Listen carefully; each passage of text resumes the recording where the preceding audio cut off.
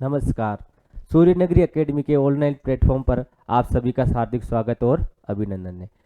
आज अपन जो है रीट L2 का शिफ्ट नंबर 3 का जो पेपर है उसका सॉल्यूशन करवाने जा रहे हैं। मैथमेटिक्स के जो भी क्वेश्चन आ रहे हैं आपके 30 क्वेश्चन उनके ऊपर अपन यहाँ पे डिस्कस करेंगे। यहाँ पे अपन जो है उसका आंसर की के टाइप में ही करवा रहे हैं, ज़्यादा डिटेल से सॉल्यूशन नहीं करवा रहे हैं। डिटेल से सॉल्यूशन करवाने के लिए अपने ऑफलाइन क्लासेज में करवाएंगे। अब अपने क्वेश्चन पे चलते हैं। Question number first 91 question number क्या कह रहा है, कितने समय में कोई धन का कुल राशि योग 15% वार्षिक साधारण ब्याज की दर से दुगुना हो जाता है। अपने को धन बोल रहा है दुगुना हो जाता है। दुगुना होता मतलब 1 रुपये अपने पास धन था तो वो कितने रुपए हो गया, 2 रुपये। मतलब ब्याज के उसको कितने रुपए मिले, 1 रुपये। ब्याज का 1 रुपये मिला, मूलधन कितना है 1 रुपये, दर अपने को दे रखी 15% इंटू अपने को टाइम निकालना डिवाइड बाई 100। ये उधर आएगा टी की वैल्यू कितनी आ जाएगी 100 डिवाइड बाई 15। इसको काटोगे 20, 5 से 20 बार कट जाएगा, 3 बार कटेगा, आंसर क्या आ जाएगा 6 से 2/3 वर्ष।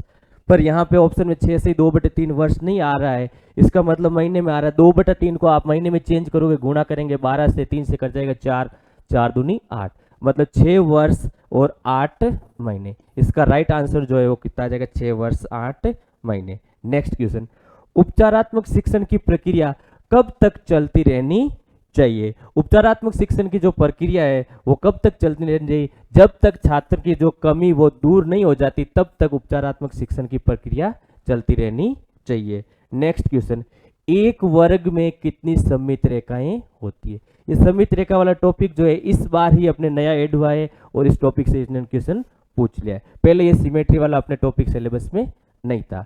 इसमें पूछ रहा वर्ग में सममित रेखाओं की संख्या। सममित रेखाएं मतलब ऐसी रेखाएं जो इसको 2 बराबर भागों में बांटे और अगर फोल्ड करते हैं तो सेम इसके ऊपर आना चाहिए। तो वर्ग के अंदर एक तो ये सममित रेखा, एक ये दूसरी सममित रेखा, एक या इसका विकर्ण तीसरी सममित रेखा और एक ये इसका विकर्ण चौथी सममित रेखा है। तो वर्ग के अंदर जो सममित रेखाएं वो कितनी होती है, 4 सममित रेखाएं होती है।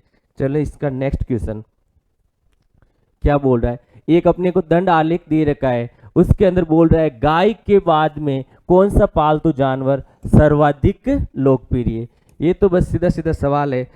गाय अपने जो है लोकप्रिय, सबसे ज्यादा लोकप्रिय कौन सी गाय, उसके बाद में ज्यादा बोला, उसके बाद में कौन सा आ रहा है ये वाला, और ये वाले कौन से कुत्ते। तो गाय के बाद में सबसे ज्यादा लोकप्रिय कौन से, कुत्ते। तो इसका जो राइट आंसर है वो क्या आ जाएगा, डी ऑप्शन कुत्ते।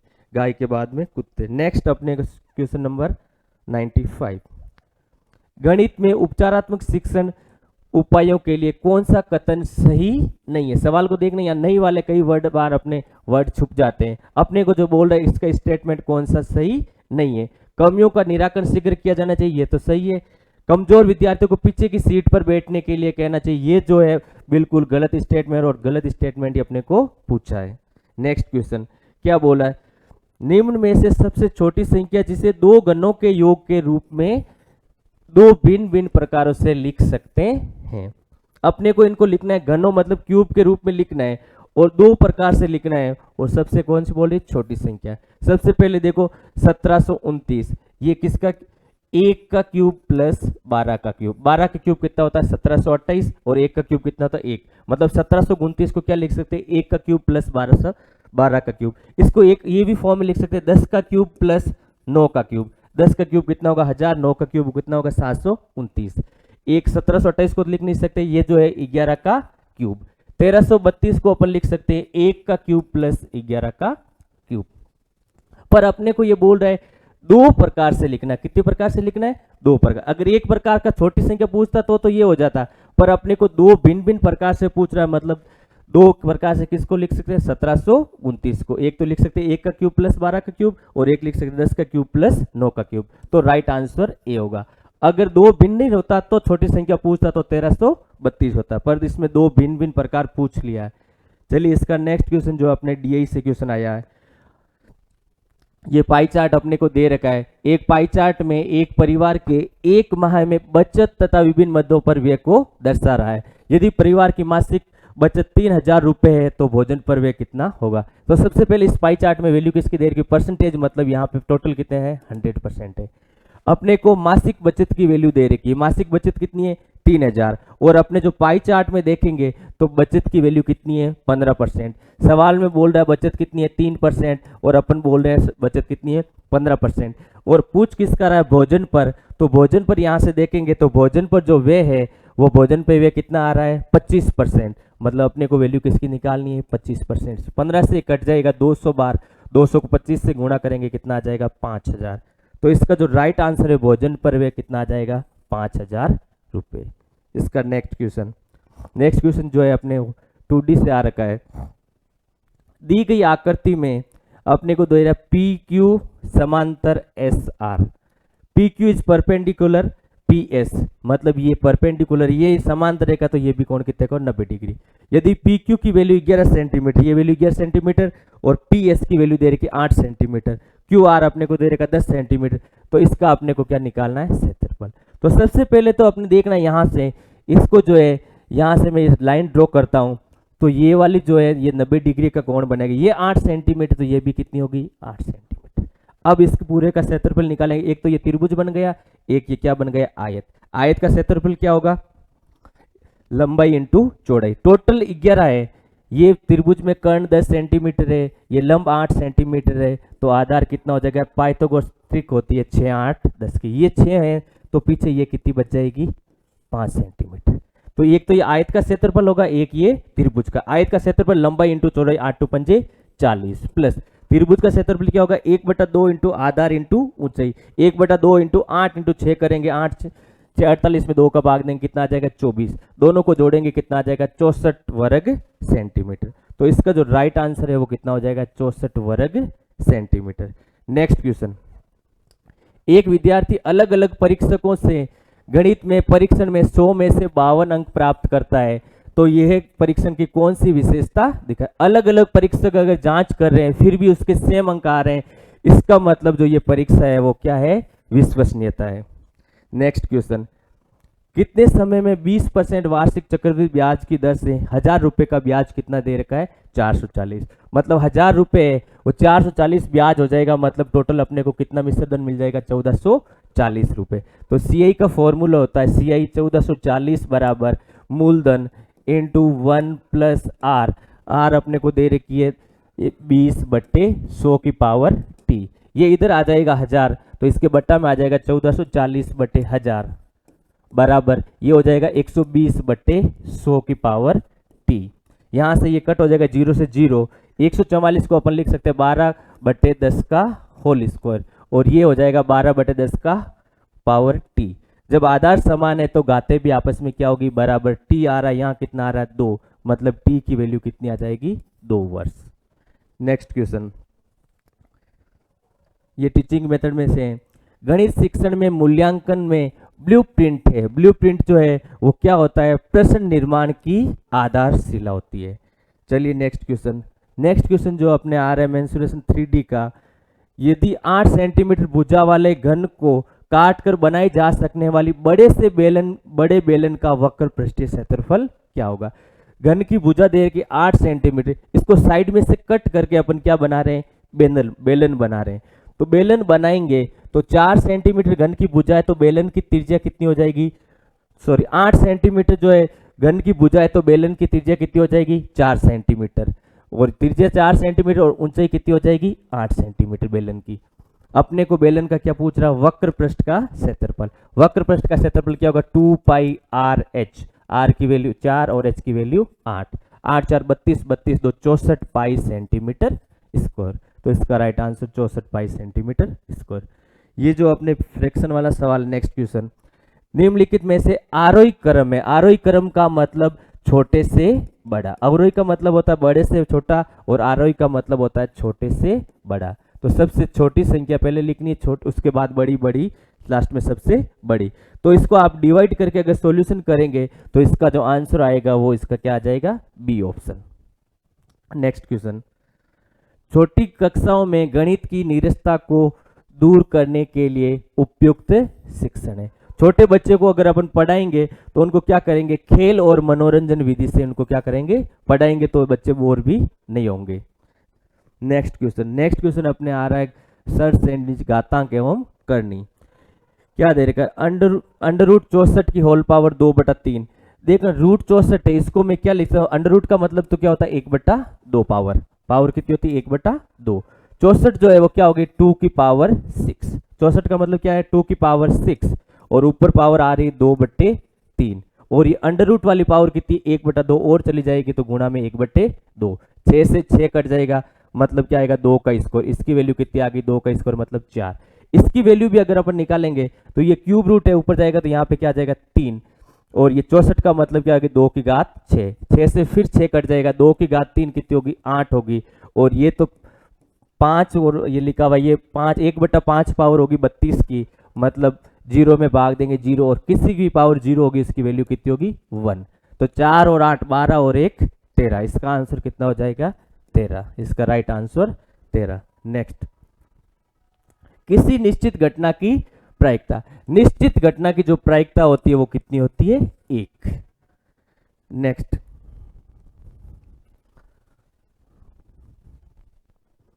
नेक्स्ट क्वेश्चन क्या कह रहा है 1/2 का 20% प्लस 1/3 का 30% किसके बराबर। तो इसका निकालेंगे, परसेंटेज हटाएंगे नीचे क्या लगेगा 100, ये कट जाएगा 10 बार, ये कटेगा 10 मतलब ये कितना गया 1/10 और इसकी वैल्यू भी 30/100। ये 0 से 0 ये 3 से 3 मतलब प्लस 1/10। इसका एलसीएम लेंगे 10 1 और 1 2 मतलब 1/5। इसकी वैल्यू कितनी आई 1/5।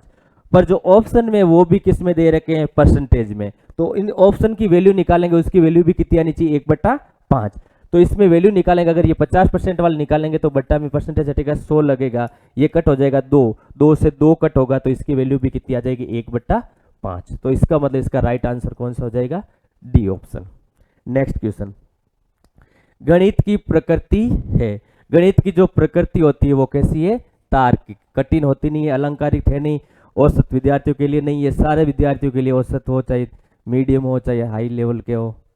तो इसका मतलब जो इसकी प्रकृति है कौन सी होती है तार्किक। Next question, x³ plus Y cube के बराबर। ये तो डायरेक्ट सर्वसमीकरण x³ प्लस वाई क्यूब क्या होती है x plus Y X square minus X Y plus Y square. इसका जो डायरेक्ट फॉर्मूला, इसका आंसर क्या आ जाएगा सी ऑप्शन।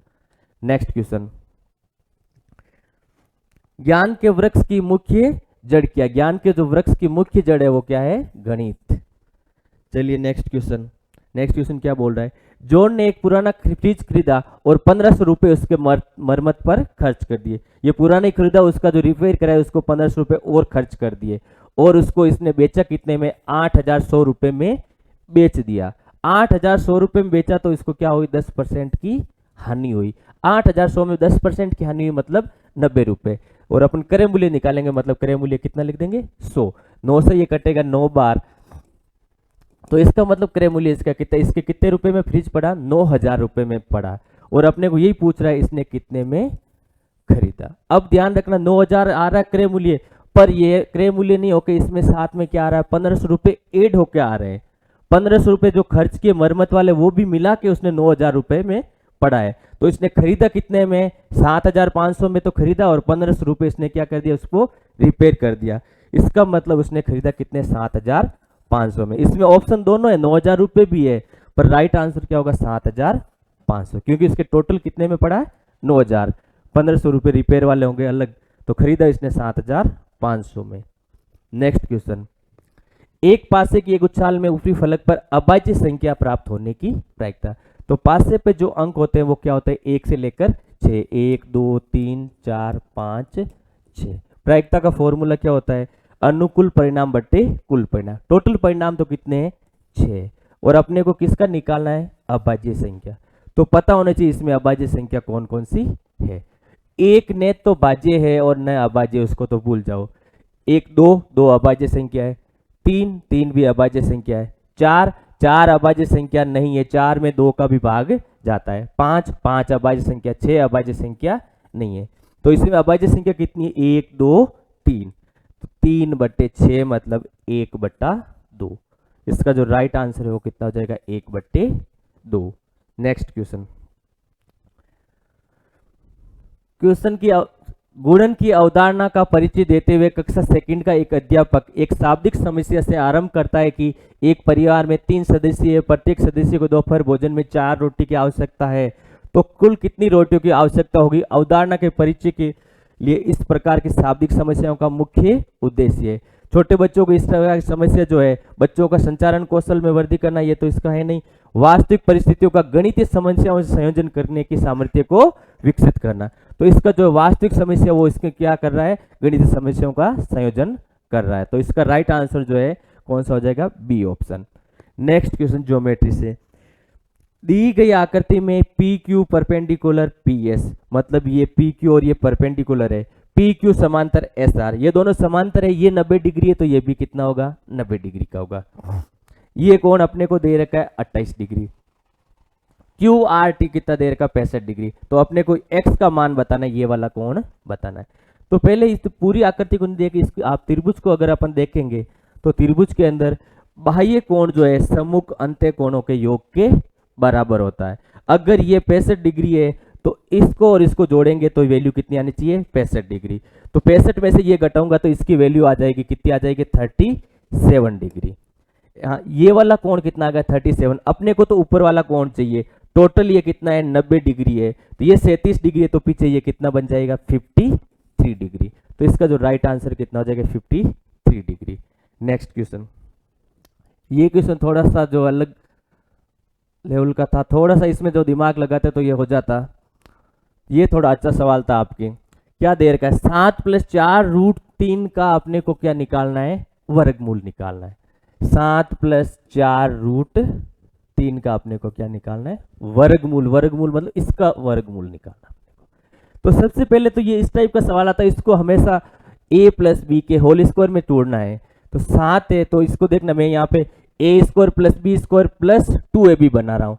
2 ये 4 है तो 2ab बना, तो मैं 2 रखूंगा, 2 को अंदर भेजूंगा तो 2 का अंदर भेजूंगा 4 हो जाएगा, 2 दूनी 4, अंदर जाके 4 3 12, और ये 7 पीछे पड़ा ही है। वापिस इसको लाएंगे बाहर, 2 4 × 3 लेके 4 बार आएगा, 2 दूनी 4 बन जाएगा।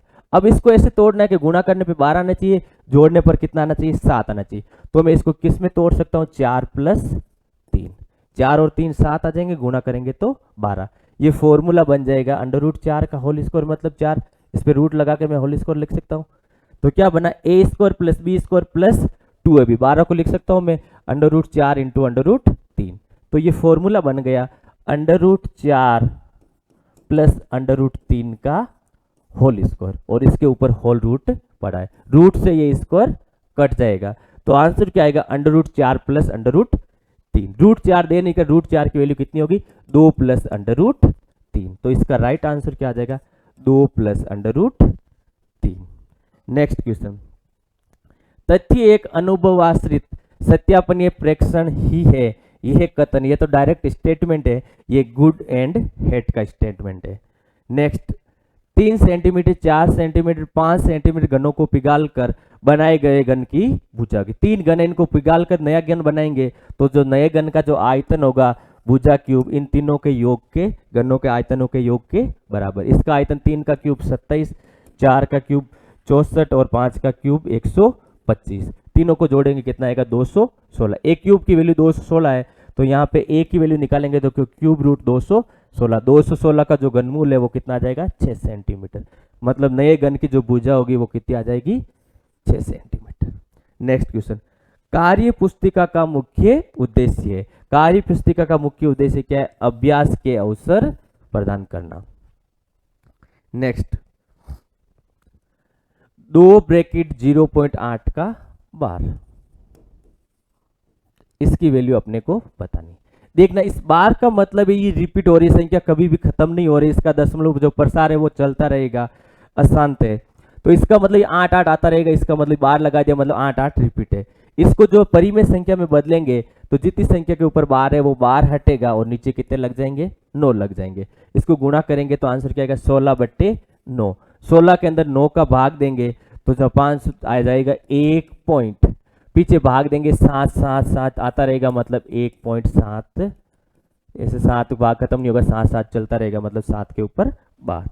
नेक्स्ट क्वेश्चन, एक समबाहुभुज का प्रत्येक बहिष्कोण उसके अंत्य कोण का 2/7 है। अंत्य कोण का लिखा हुआ है मतलब नीचे वाली संख्या अंत्य कोण 7 है और बहिष्कोण कितना है, 2 है। और तो इसकी भुजाओं की संख्या होगी। इसमें ज़्यादा फॉर्मूला नहीं लगाना, डायरेक्ट बहिष्कोण और अंत्य कोणों का योग अपने को पता है कितना होता चाहिए, 180 डिग्री होता है। और यहां से इनका योग करेंगे, 7 और 2 कितने होंगे, 9 की वैल्यू अपने पास कितनी आ रही है, 180 डिग्री। इसका मतलब 1 की वैल्यू कितनी आ जाएगी, 20 डिग्री। और हमेशा ध्यान रखना, अगर बहिष्कोण पता है, भुजाओं की संख्या पूछ रहा है, तो डायरेक्ट बहिष्कोण ही निकालना। प्रत्येक बहिष्कोण अपने को कितना दे रखा है, 2। 1 की वैल्यू 20 है तो 2 की वैल्यू कितनी होगी, 40। मतलब प्रत्येक बहिष्कोण अपने पास आ गया 40 डिग्री। और अपने को पूछ क्या रहा है, भुजाओं की संख्या। भुजाओं की संख्या क्या निकालने के लिए 360 बटा प्रत्येक बहिष्कोण, और प्रत्येक बहिष्कोण का अपने पास मान पड़ा है 40। कट करेंगे कितनी बार जाएगा, 9 बार। तो प्रत्येक इसके जो अंदर भुजाओं की संख्या है वो कितनी आ जाएगी, 9। अगर अंत्य कोण से करेंगे तो उसमें फॉर्मूला लगाएंगे n-2 इंटू 180 बटा n, उससे सवाल तो लंबा पड़ेगा। तो हमेशा इस टाइप का पूछे अगर भुजाओं की संख्या, तो हमेशा बहिष्कोण निकाल के ही करना है। तो इस तरह से ये अपने जो शिफ्ट 3 का जो है मैथमेटिक्स के जो 30 क्वेश्चन है वो अपन ने यहाँ पे डिस्कस कर लिए। इसमें जो है थोड़ा सा 2-3 क्वेश्चन ऐसे जो लेवल के थे, बाकी थोड़े मीडियम लेवल के थे। आपका पेपर अच्छा हुआ होगा। अब नेक्स्ट जो अपने को 3rd ग्रेड की तैयारी पे लग जाना चाहिए। आपका बहुत बहुत धन्यवाद। Thank you so much.